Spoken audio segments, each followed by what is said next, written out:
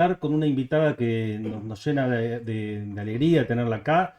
Es una compañera que del tema que va a hablar conoce mucho y por eso queríamos conversar. Vamos a empezar así. Si uno dijera que en un país el presidente modifica el Código Procesal Penal prácticamente eliminando las garantías individuales, empoderando de manera absolutamente taxativa a la policía y a los fiscales, que ese mismo presidente cambia la composición de la Corte Suprema totalmente a placer, con el gusto y sus preferencias políticas, y si discutiera de nuevo nuevas reformas para quitar más garantías individuales, habría un montón de politólogos que estarían discutiendo si es una dictadura, si es un Estado cesarista, si se llama bonapartismo o qué tipo de autoritarismo es. Bueno, eso está sucediendo no en un país, sino en una provincia que es Santa Fe y no se discute prácticamente nada. Así que invitamos a Matilde Bruera. Matilde Bruera es abogada, es penalista, es grosa penalista, es presidenta de Justicia Legítima, un espacio de penalistas, abogados, etcétera, que tiene una lectura, obviamente, como la que va a expresar acá.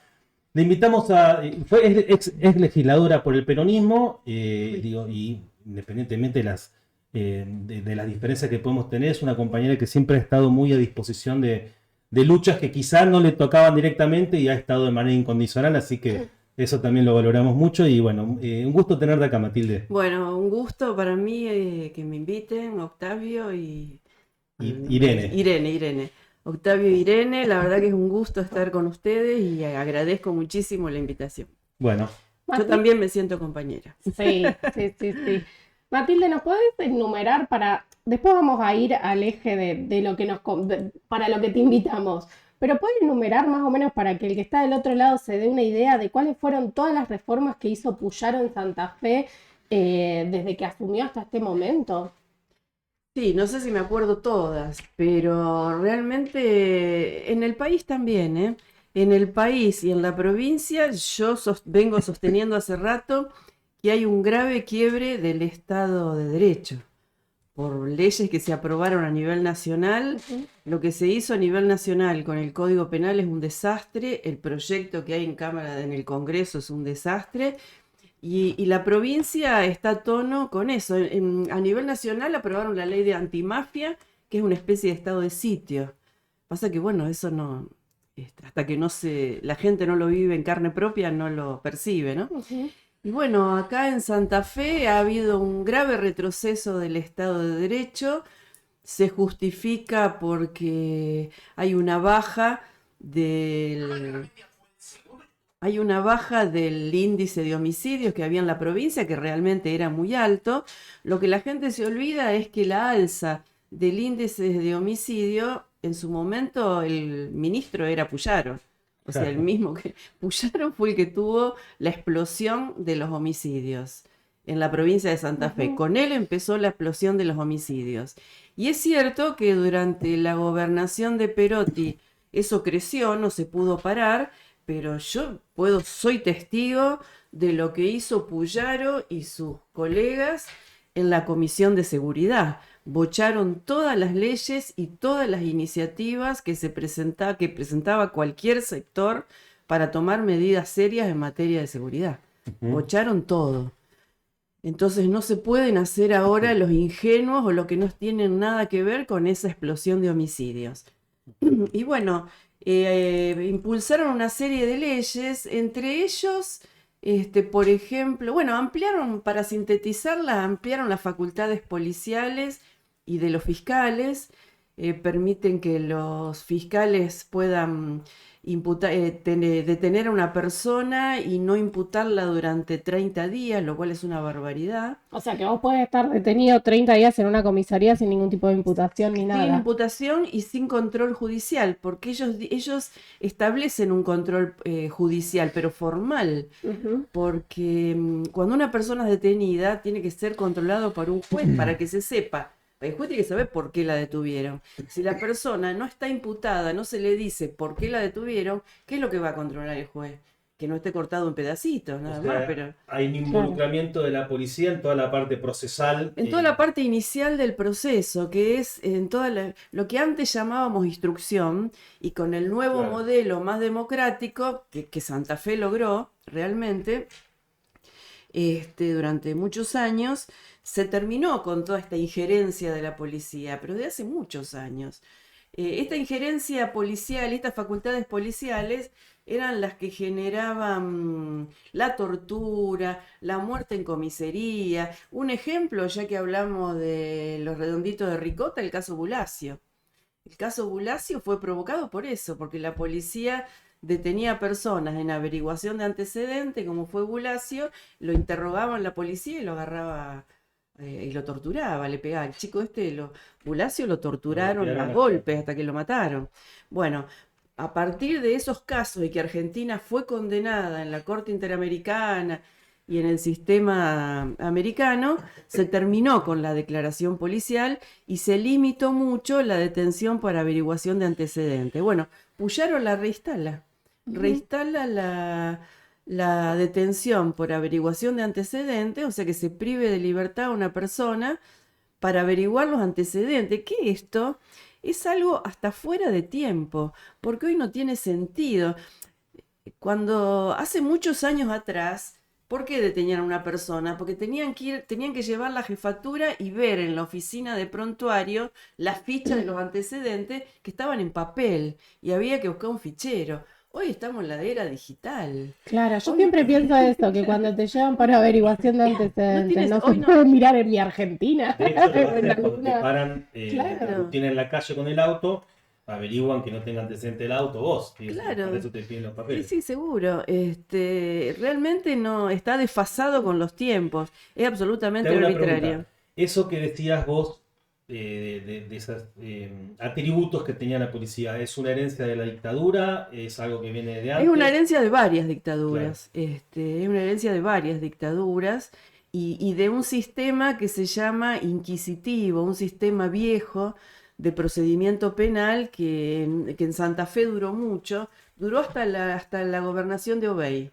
Obey es el que termina con ese modelo y después lo sigue el gobierno socialista, ¿no? Lo instala. Pero yo me recibí en el 78, pero yo trabajaba en un estudio jurídico de mucho antes. Eso era siempre así.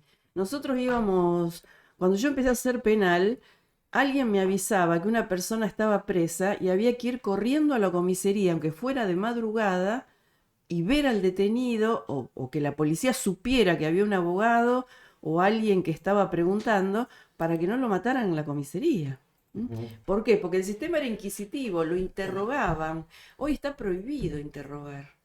Hoy, porque además no es el interrogatorio no es una forma de prueba, porque el imputado no tiene obligación de decir verdad.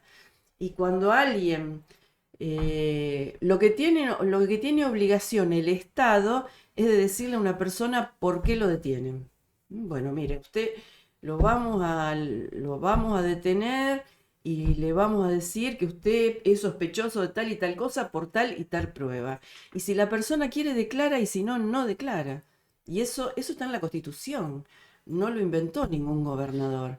Bueno, Puyaro lo que hace es, al reinstalar esta forma de detención policial arbitraria y sin control judicial, termina con una tradición constitucional. Incluso los defensores públicos de la provincia de Santa Fe presentaron un habeas corpus colectivo muy interesante.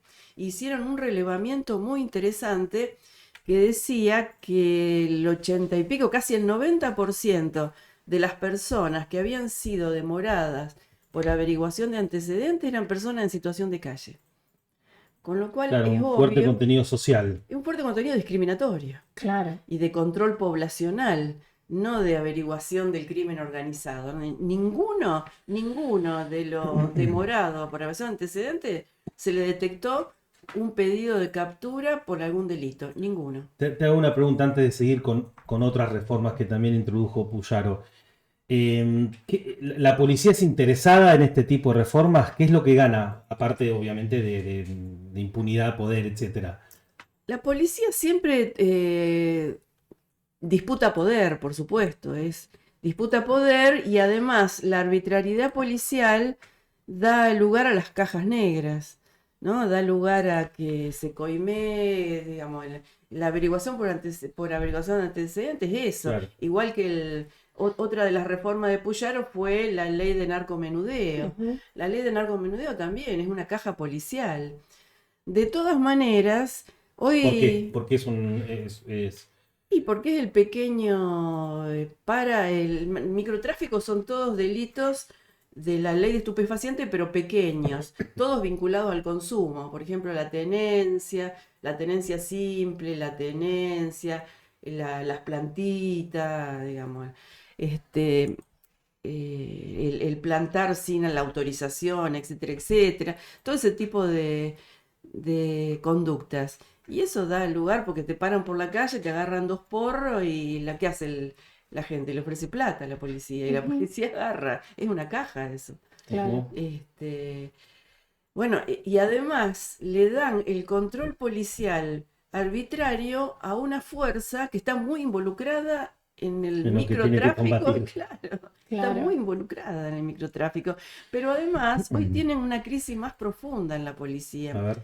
porque es una policía muy mal paga, Claro. ¿no? Que fue la crisis que tuvo a principio de año Claro, el después gobierno. es una policía a la que le dan tareas por un sueldo y tienen una policía que no se puede sostener, no puede vivir del sueldo que tiene.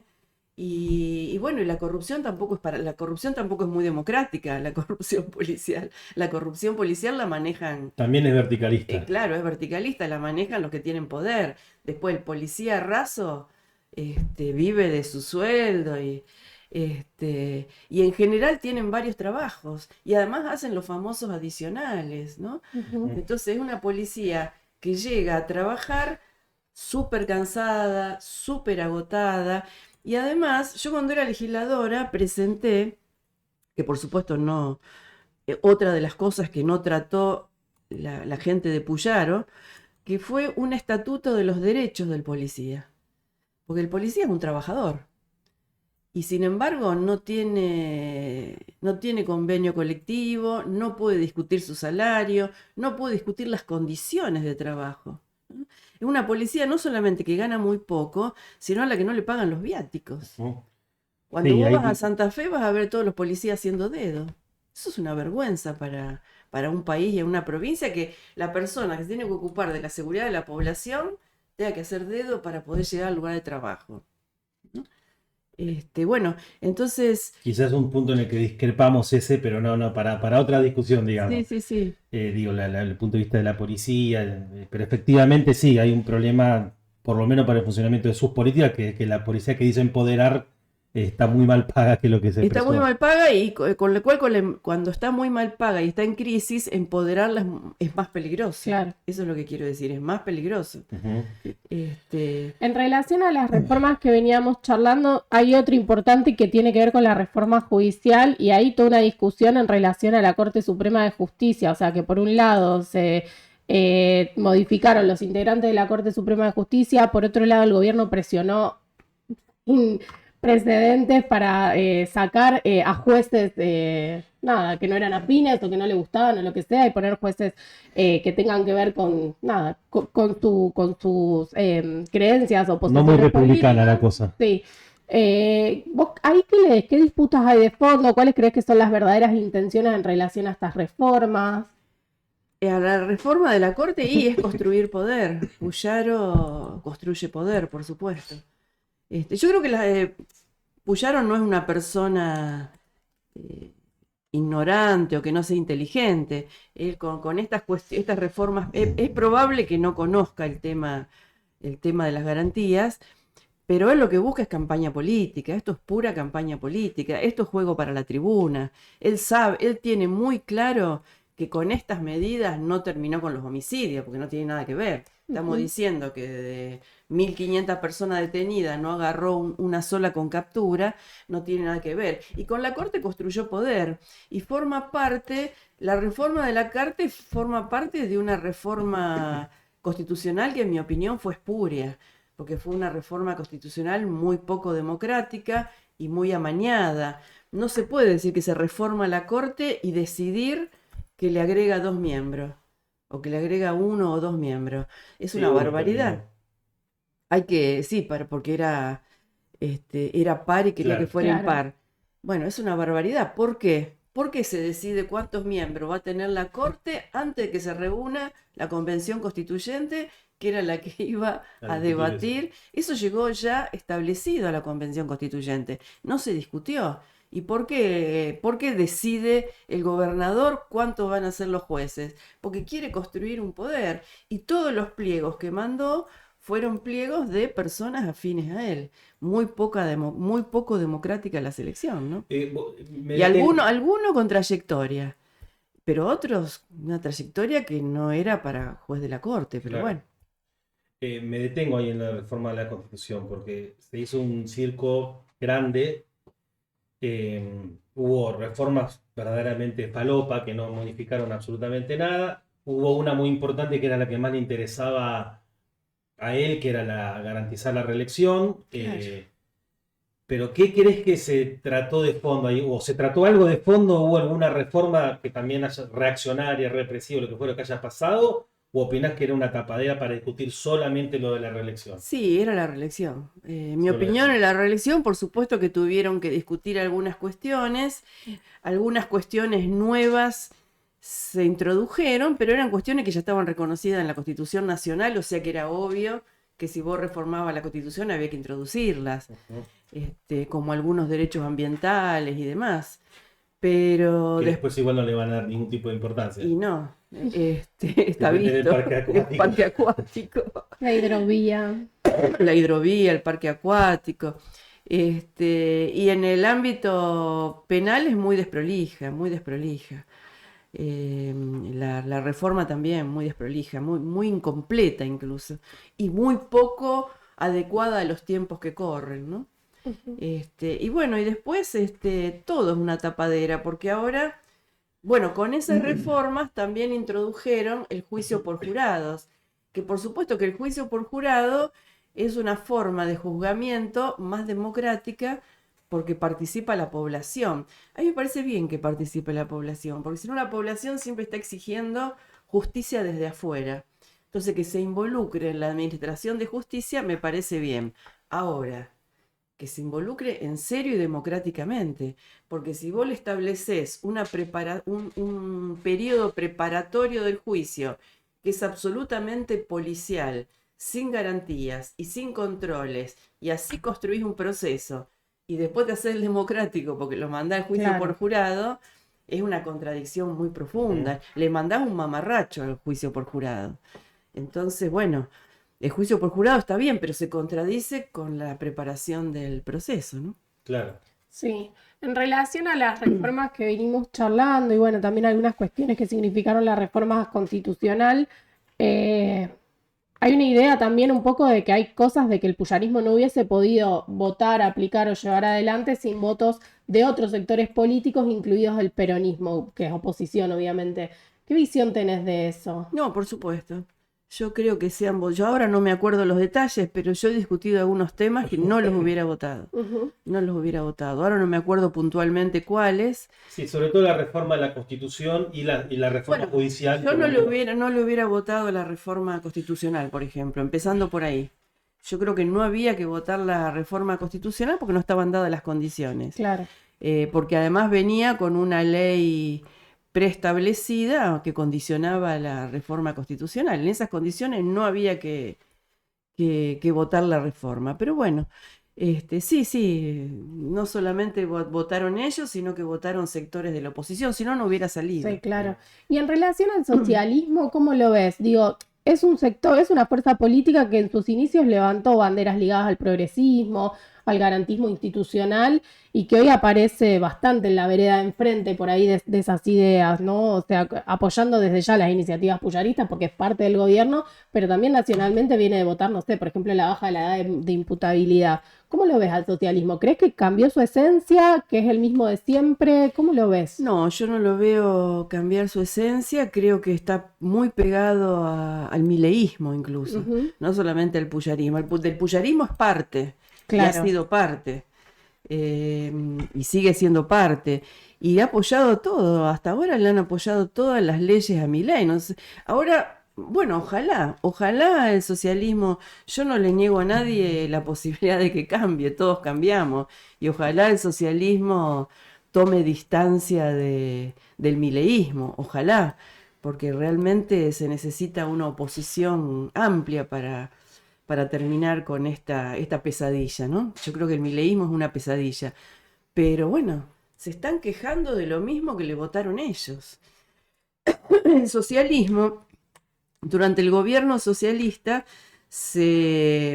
porque el proyecto de cambio de juzgamiento penal lo presentó Obey, pero después quien organizó e instaló el juzgamiento acusatorio más democrático fue el socialismo, que por eso después se contradice cuando le votan las leyes de seguridad. Y todas estas leyes que estamos hablando se las votó el socialismo. Ahora hay un paquete de leyes que es mucho peor, que las que ya aprobó. Son terroríficas. El proyecto que hay hoy en la Cámara de Diputados o de Senadores es terrorífico. Amplía, que es una de las cosas que te queríamos preguntar también. Un nuevo cambio en el Código Procesal Penal, ¿no? Código Procesal Penal, el Estatuto de la Policía, el Reglamento Policial y la Ley Penitenciaria. No, lo que se propone ahora es terrible, es una ampliación mucho mayor de las facultades policiales.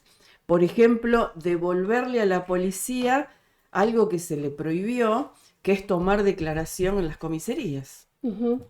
Antes la policía podía tomar y era el momento de la tortura ese. Bueno, estas facultades se pretenden devolver a la policía, lo cual es contradictorio con el juicio acusatorio y oral, porque cuando se le toma primero que la policía no tiene nada que hacer en el proceso penal, pero le toma declaración a un preso sin abogado defensor.